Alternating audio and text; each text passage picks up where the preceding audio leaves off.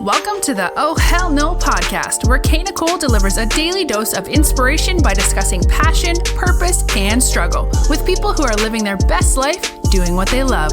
Here's Nicole.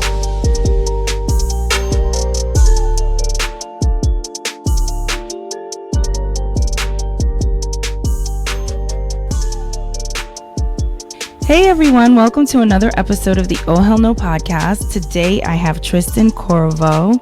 He is the owner of the 1 Gallon Soap Company, founder and owner. Welcome to the show. Thank you for being on my podcast.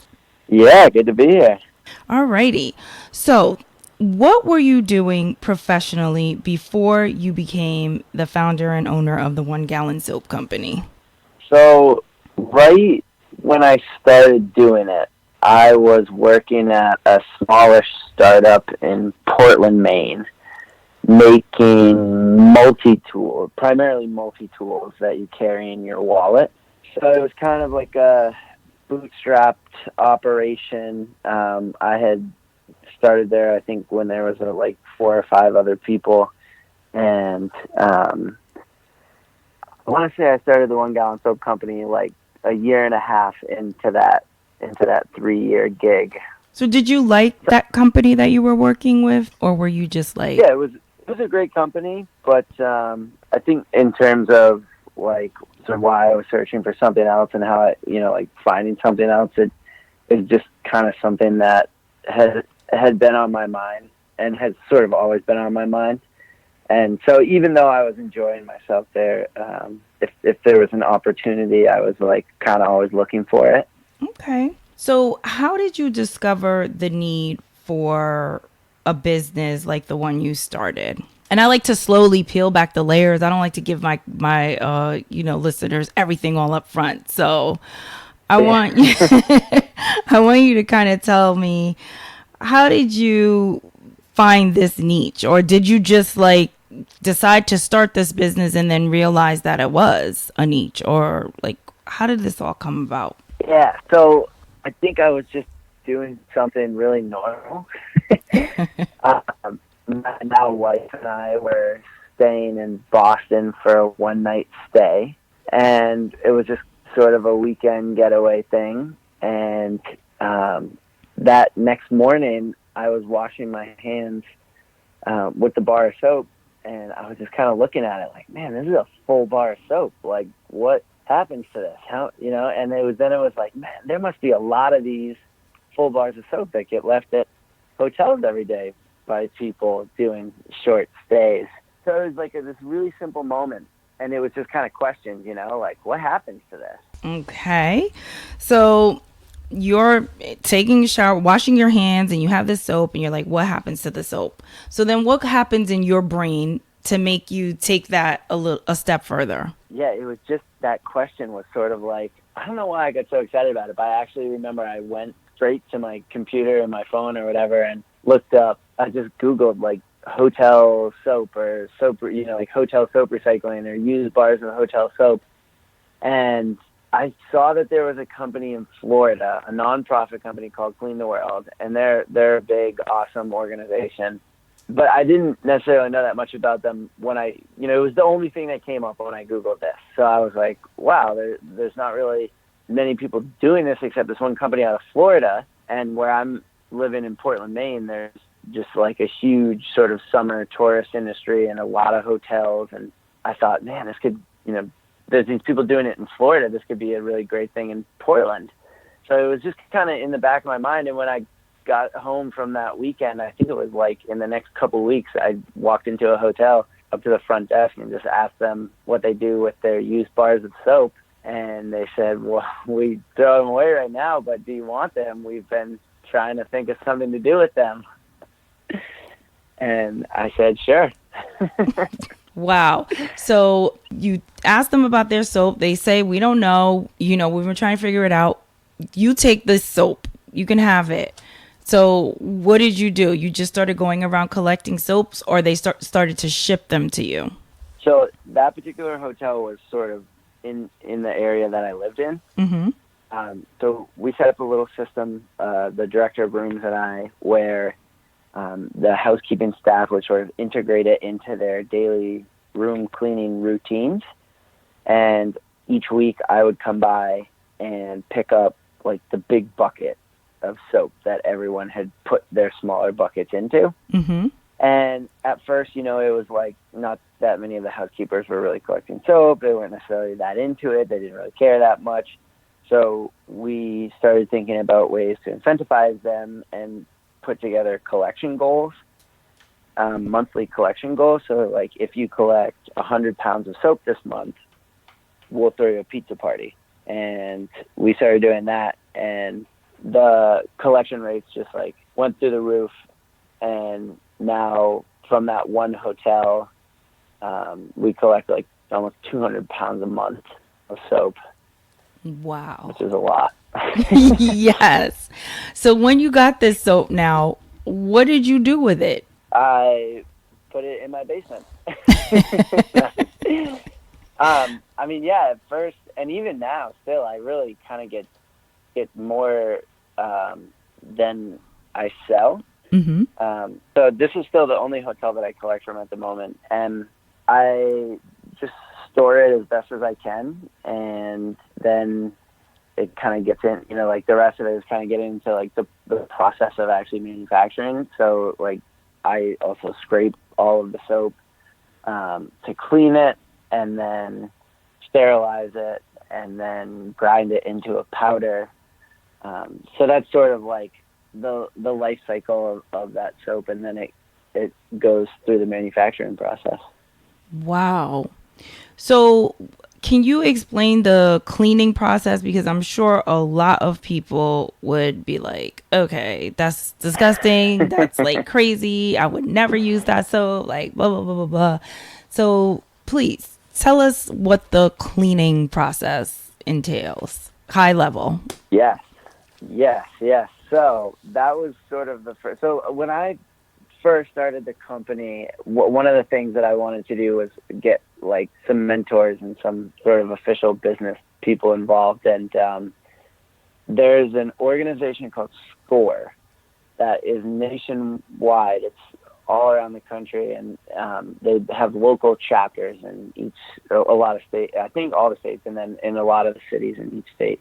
And so I went to SCORE and sort of signed up and got like a business mentor. And one of the first things that we went over was, how are you going to, guarantee and make sure that the soap is safe and clean and safe to use? So the idea that we came up with was to reach out to our local university in Portland called University of Southern Maine, and connected with a professor and a student in the biology department that were going to be able to run some tests for us.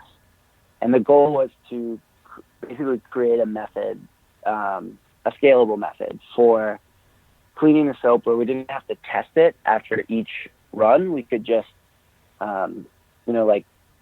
confirm through this one process that it was going to work repeatedly. And so they had the idea to put the soap in an autoclave, which is an industry standard sterilization machine. It's like what dentists use to sterilize their tools, what tattoo artists use to sterilize their tools. And they actually inoculated soap, which is when you purposefully infect it with different bacteria or viruses, and confirm that it's growing on the soap, it's like there, it's in it, and then put it through the autoclave and confirm that it's killed and that there's nothing left there. So we ran a bunch of experiments like that, and all of them confirmed that running the soap through the autoclave killed anything that was on it, which is what an autoclave is supposed to do. Right. So that's the bulk of the cleaning process, and that's how it came about, was working with the university. So like before that, I scrape every bar of soap so that there's no physical objects on it. Mm-hmm. And then once it's essentially a clean bar of soap at that point, but that's when I put it in the autoclave and kill anything else that could potentially be living on it. Right. And then it gets broken down to another form, because you said it gets broken down to powder, Right. Yeah, I grind it just in like a food processing type of grinder, cheese grater type of thing. Mm-hmm. And that's just because it's easier for it to dissolve in water. Mm-hmm. So yeah, then dissolve it in water and you let it sort of cool and you mix it up and then it's liquid hand soap. Wow. So yes, Yeah. the 1 gallon soap company is 100% recycled liquid soap. So Yeah. what was I think it's 100% recycled. We add water, so it is 100% recycled, Tristan. It is. I don't want to be claiming anything that's not real. No, we're definitely not doing that. So what would you say was the hardest part of getting a business like this started? So for this particular business, because I've sort of started things in the past, and not that any of them have been super successful, but the like product creation in this particular case has been and actually continues to be something that we're still like improving upon. Mm-hmm. We have a good liquid hand soap product. There's a lot of businesses in Portland that use it. People buy it on our website. But it does require someone to either stir it or shake it on, like a weekly basis. And so we're trying, because what happens is it sort of gets thick as it sits, Mm-hmm. and it gets so thick that sometimes it won't pump. So it just has to be sort of agitated regularly, with like stirred or shaken. Mm-hmm. So that's been something, I've been doing this for over 3 years, and that's been something that's been a big challenge, sort of specifically for me, because I really know very little about chemistry and about soap making. Mm-hmm. And the process of learning this and talking to people and sort of trying to figure out how to run experiments and take notes and then learn from the experiment to then run the next one. And that's been the hardest part. It's not, like the sales piece or like the branding or the mission or figuring any of those things out. Those sort of come naturally. It's just, how do I do the actual inventing? Like, yeah, inventing something's hard. yeah, I'm sure. And it's just a lot of failures, but they're little failures, and you always learn from them. So you kind of get excited about things easily, and I'm overly optimistic. So every single time I have a tiny little success, I'm like, I've figured it out. Well, yeah, that's a great attitude to have. You have to when you're in business because, you like you said, you have your ups and downs, and to keep going, you gotta, cheer for yourself when you make a little bit of headway in any way possible. Totally. Totally. So, you answered 2 questions in one, because I was going to ask you about your struggles today, and you answered that question by talking about, just figuring out that whole chemistry of, But listen, my daughter's taking a soap making class in a couple of weeks. I'm going to have her find out. Really? Yeah. So if she finds out anything, right, I'll let you know. Absolutely. So that's awesome. yeah, it's really, she's going to this really cool camp, and they do all these different courses, and one of the courses is soap making. So you never know. I mean, who knows? Head chemist. You could be head chemist over here. Right. So what, if anything, do potential customers seem concerned about the most when they're, interested in the company?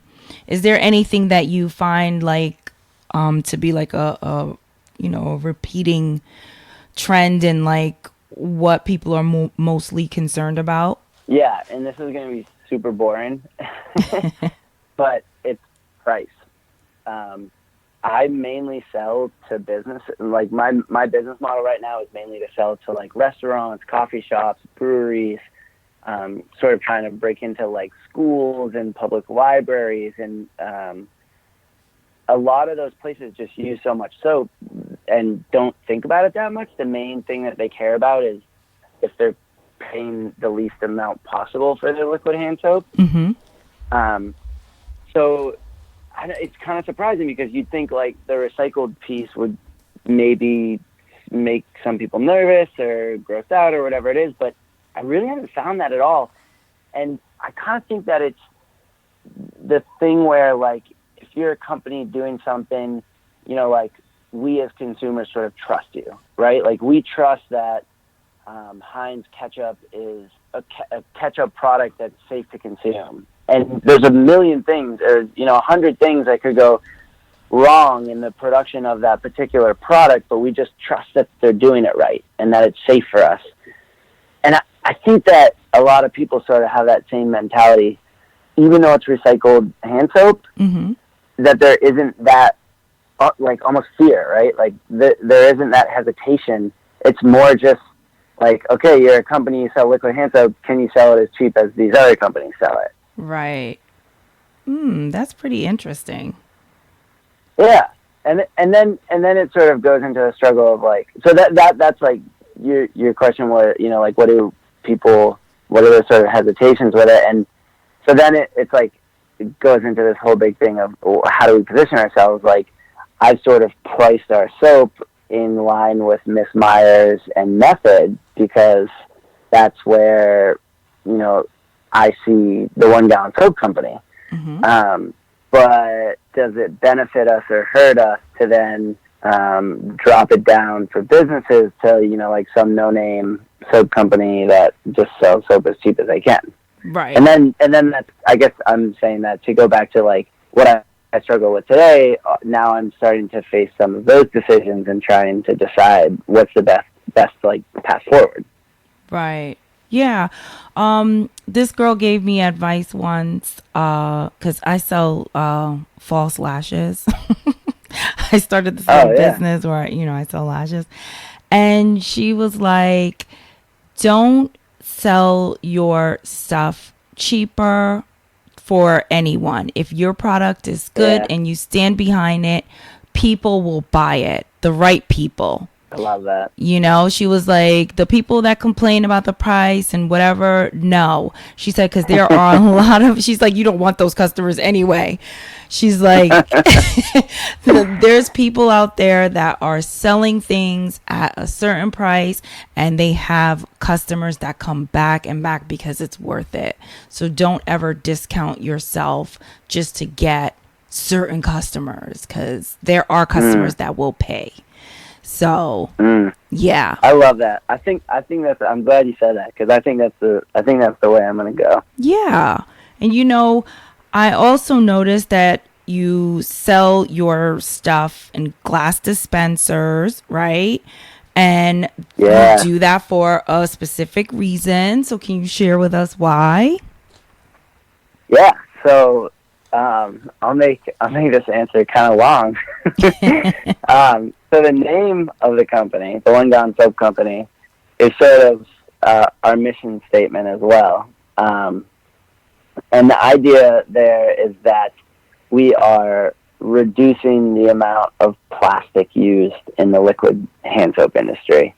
And I would love to eventually be in a place where we are actually not using any plastic for our liquid hand soap product, and even better, somehow not using any single-use containers.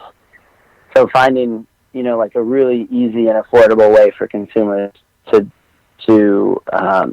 use refill programs or something along those lines. But yeah, so the glass dispensers are small format, and they're just, you know, costs a little bit more, I guess, and mostly in shipping because they're really heavy. Yeah. But yeah, glasses, you know, I'm also not going to try and claim that I'm an expert in the different materials and how they impact Earth, I guess, the planet.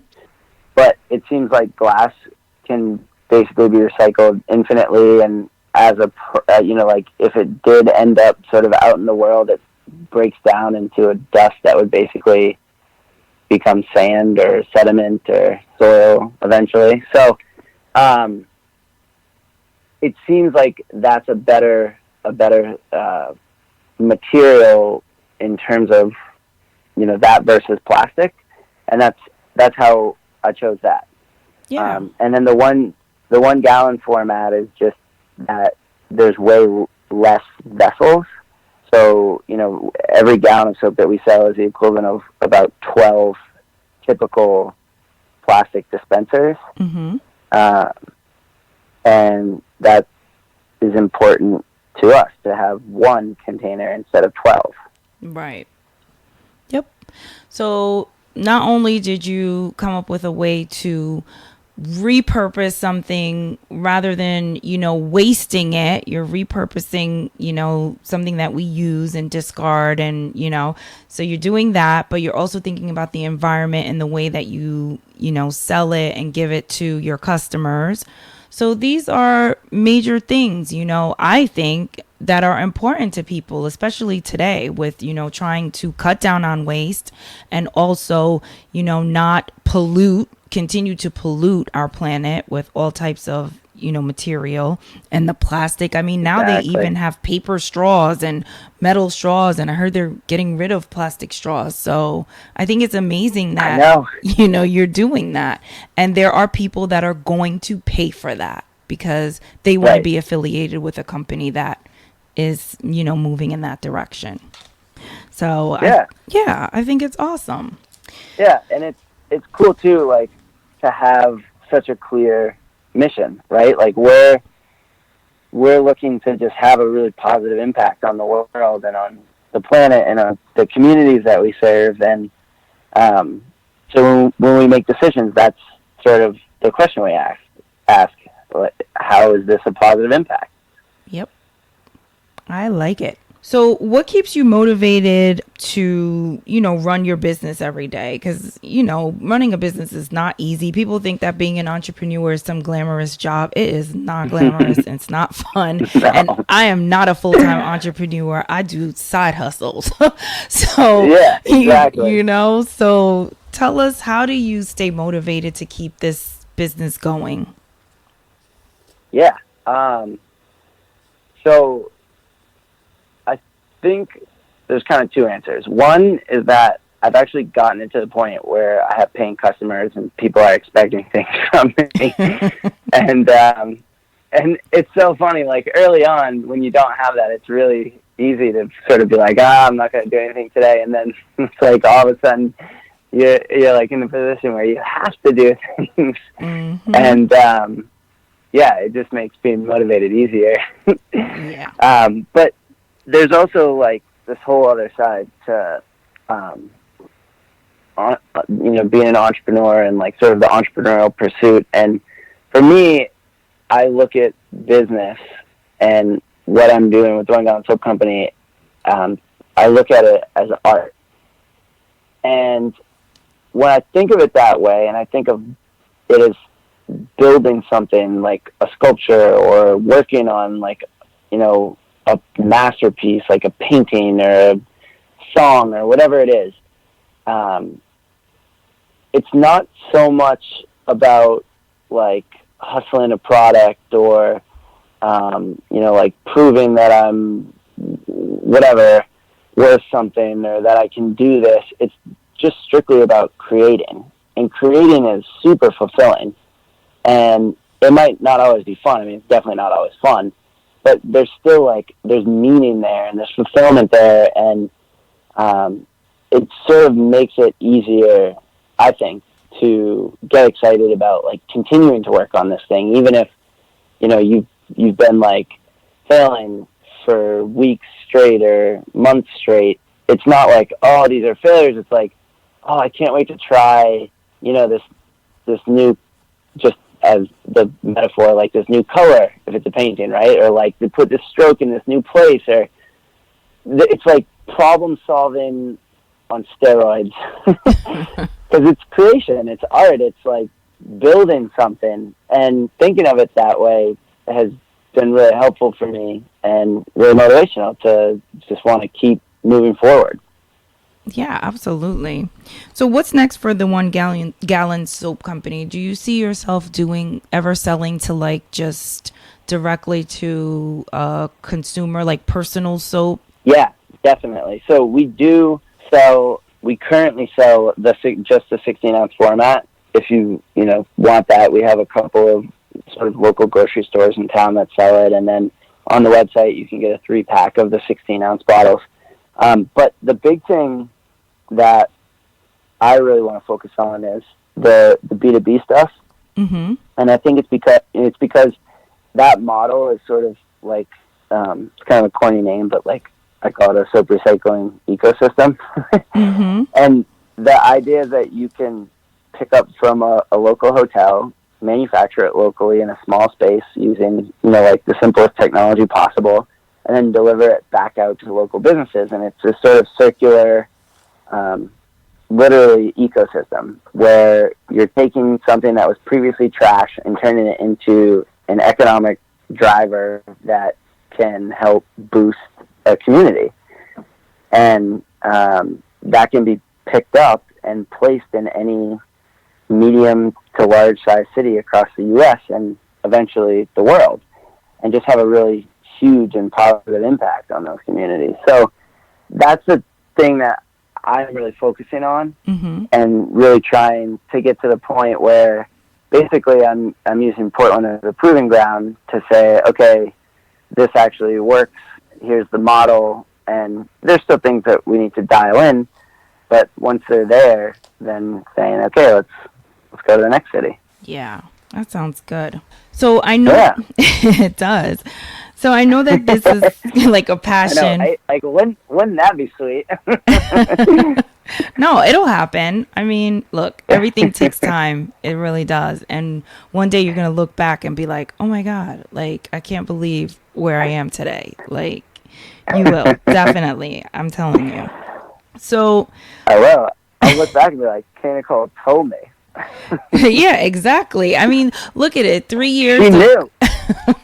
3 years ago, like, what were you doing? You were doing something totally different. Your business has grown. Now you have like real customers, waiting on their soap. So, you probably never even thought when you started it, you're probably like, oh, maybe someone will buy, maybe one person too. But you have customers. So listen, that's so true. It's growing. Crazy. Yeah. It just takes time. I think that sometimes we want overnight, success. We want things to move fast, but that's just not the way it works. I think that we go through the process of being built up for when things get to where it's supposed to be, we're ready for it, Because if you think about all of the things that, just like what you said about the soap not, behaving the way that you want it to behave, when you're still trying to figure that out, like that's something you want to figure out now when you're small. Right. And you know what I mean? So that when you get those big customers or you get this stuff really rolling out, that is not an issue. So it's just how you look at things. So true. And just like you just said, I mean, we get so caught up in like the speed of things. And that's something I've been trying to practice recently, is being like, patience is kind of cheesy, but just like being like, it's okay that it's slow. It's okay that it's slow. It's okay. Live in the moment. Take everything in and just, pay attention, because it's all happening for a reason. And, you just have to take those things and, just like go with the flow, enjoy these moments, because one day you'll look back and you'll be like, oh my God, like, I can't believe it. Yeah. And I'm so grateful for all of that stuff, because it built me up to be prepared. It's like when I listen to like entrepreneurs who have like really become successful, one, it took them way longer than anyone knows, right? Because we don't hear about them until they're like making millions of dollars. But you don't know the hell they went through to get there.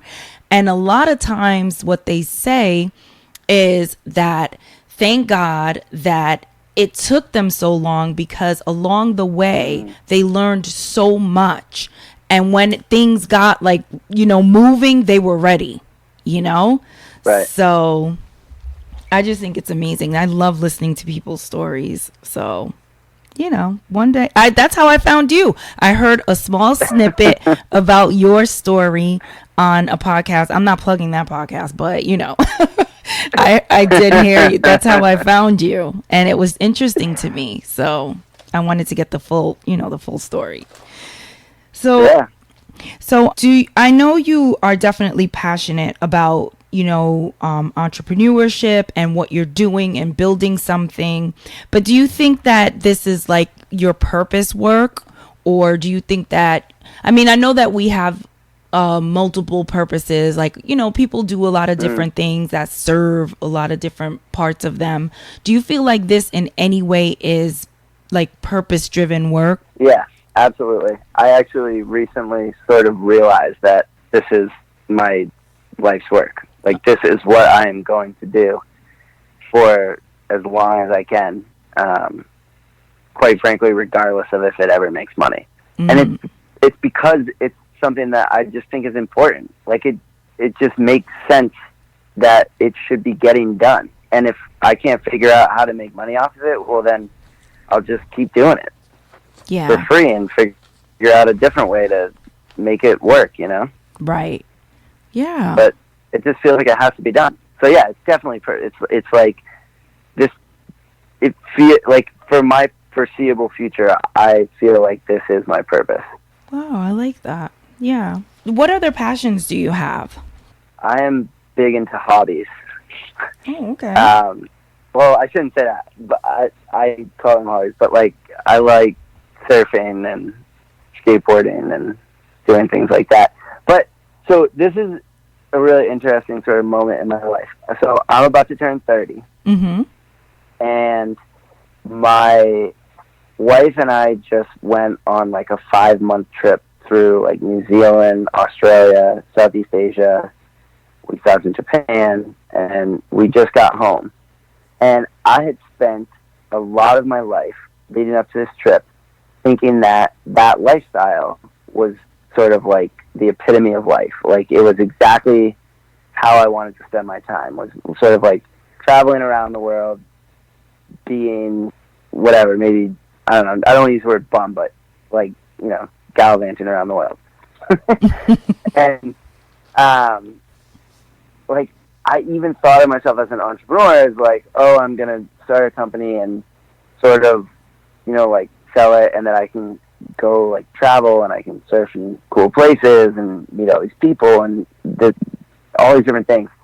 And before the trip, there was a lot of stuff. Like, I was working a full-time job. I was doing the soap thing. We had bought a 3-unit apartment building that we were fixing up on our own. And so it was like, wake up, go to the day job, get back as early as possible, paint.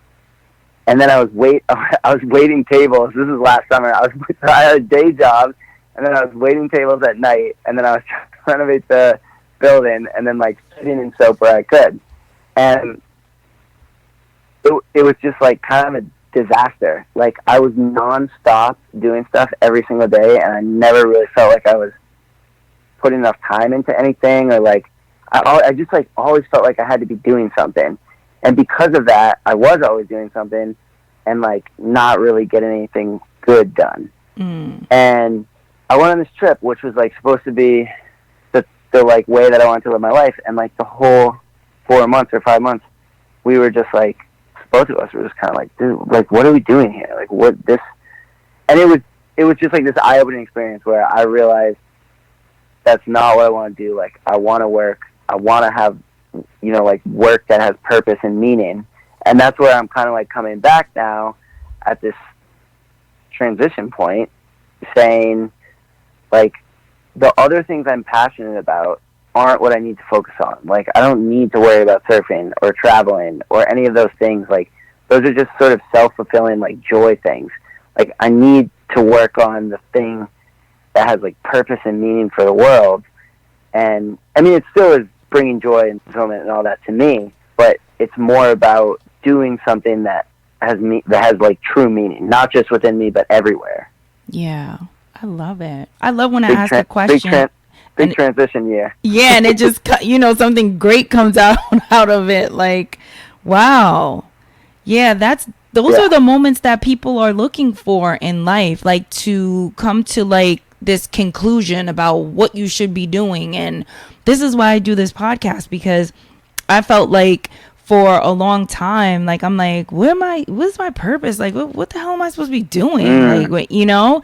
And I was like, well, maybe if I talk to people who are doing what they love and like really doing something that means something to them, it'll help me to figure out, you know, what I'm supposed to be doing, awesome. You know? Yeah. So that's why has that helped? Yes, it has, because I feel like through my podcast, I'm bringing stories and educating people who might be, you know, lost, need some help, need some motivation. You know, I interview people who, you know, have specialties, you know, they do certain things and they've been through something and they explain it. And you just never know who is going through what and what can help someone. So I feel like that's a part of my purpose, is like putting this information out there. You know, maybe someone is struggling with life right now and they'll listen to this podcast and they'll be like, oh my God, I was feeling the same way. And, you know, Tristan just kind of made this all clear for me, like, you know, or maybe they have a unique business in mind and people are telling them that's stupid, you shouldn't do that. And what you started is a very unique business. You know, I'm sure a lot of people would be like, oh my God, that's crazy. Why are you wasting your time? Right. But no, it's not crazy. You know, I think that it's awesome. So I just feel like just sharing information, it's, you know, you never know who you're going to help. So. Oh, yeah. Yeah. I agree. I totally applaud what you're doing. Telling stories is such an important thing. Yeah, it really is. Thank you. And thank you for being a part of my journey. Yeah. Sorry it took so long. No problem. You were traveling the world. Excuse me. So what advice would you give to someone who wants to start a unique business, or, you know, is just trying to figure out what to do? You know, they want to be an entrepreneur, or they're not sure what to do, or they have an idea and people are saying, hey, that's dumb, don't waste your time. Like, what advice would you give them? So I think the first thing would be just ask questions.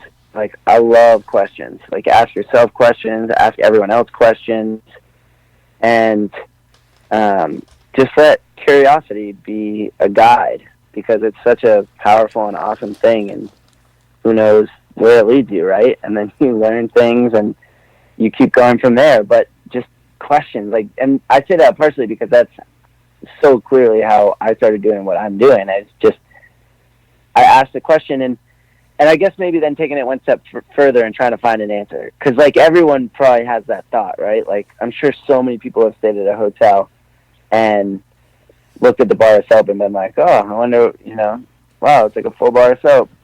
And so, yeah, asking questions, but then, like, you know, really wanting, like, not stopping until you get an answer. Mm-hmm. And then my other piece of advice is probably, like, the worst entrepreneurial advice, because it's not about money at all. I think it's really important to approach business through the artistry lens, like I talked about a little bit earlier, but also through empathy. Mm-hmm. And I feel like if you run a business with those two principles, those are the One Gallon Soap Company's two guiding principles. When we make decisions, we make it through, you know, we ask, like, the artistry lens and the empathy lens. And empathy is really cool because, one, it sort of makes sure that you're doing something that's going to help. Well, it helps to make sure that you're going to do something that has a positive impact on people.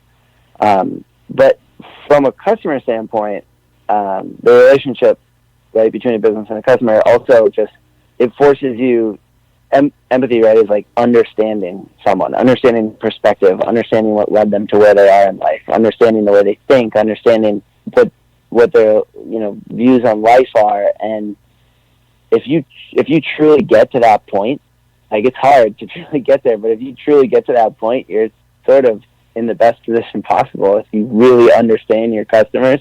So yeah, I would say integrate empathy and artistry into your business practice, and I think you'll be way more fulfilled and way more in touch. Yeah, I love that advice. I think it's great. So this is the Oh Hell No podcast. And on the Oh Hell No podcast, I always ask my guests to share an Oh Hell No moment. An Oh Hell No moment is a moment of shock or disbelief. It could be a positive moment, negative moment. It could be experienced alone or with someone else. But I want you to share a moment where you stopped and was like, oh, hell no, that did not just happen, right? But I want you to share a moment where you learned something from that, or it changed your perspective on something. So the oh, hell no moment was like a moment where you were like, damn, okay, now I know better, or oh, now I know what not to do, or man, I look at this differently now because of that moment. So the first thing that jumps to mind, I might have to stretch a little bit to make it fit all the requirements, but I had the idea for this company, I think, in February of 2016, and sort of started on the progress of things throughout that year, and then applied for a grant that was a local grant here in Maine, in maybe like August or September. And then I found out that I got the grant in, I think, like December. Mm-hmm. And it was a $5,000 grant where they just give you a $5,000 check. And that was basically how much the autoclave was going to cost. And that was one of the first times that, like, a business idea of mine had gotten real, true, legitimate, like, verification. Sorry, I'm struggling with these words so much right now. No, but I totally get what you're saying. It was the first time that, like, some total third party had just completely legitimized my idea. Right. And with something, like, tangible. That was the word I was looking for. Something tangible, right? Not like a pat on the back, like, oh, great idea. It was like, here's $5,000 because what you're doing is great. And that was like a oh hell no moment. Yeah. Damn, this is crazy. And I guess sort of the learning from that, the takeaway, you know, it wasn't like, oh, I need to do anything differently. It kind of was, because I think that there was an element of sort of like, maybe I can't do this, right? And that was definitely a moment where it was like, you gotta stop thinking like that. And you gotta just, like, if these other people believe in you, like, you gotta truly believe in yourself. But it was also just a moment of like, oh wow, like, I can do this. This is actually possible. Yes. And yeah. Yes, I love it. That was a really cool moment. Yeah, and I feel like when you are, like, walking in your purpose, towards your purpose, in the right direction, I feel like the universe works with you and gives you what you need to keep moving forward. So definitely, that is amazing that happened to you. And that's just confirmation that what you're doing is, you're on the right track, you know? Yeah. That's awesome. Well, it was such a pleasure having you on the podcast. Thank you so much for coming on. Can you please tell us where we can learn more about your company? And, you know, if there are any businesses out there that are listening and want to get in touch to, you know, find out how they can purchase soap for their companies, please let us know. Yeah. So the website is a great place to go. It's just the onegallonsoapcompany.com. And for learning, I would encourage people to reach out to me via email. It's partner@theonegallonsoapcompany.com. And we do have a contact form on the website. So if there's any businesses or anyone who would like to ask questions or get soap in their bathroom, they can definitely reach out that way. But yeah, for, you know, general learning, if people want to ask more questions, I'm definitely available. Awesome, Tristan. Thank you for listening. Be sure to subscribe and rate the show.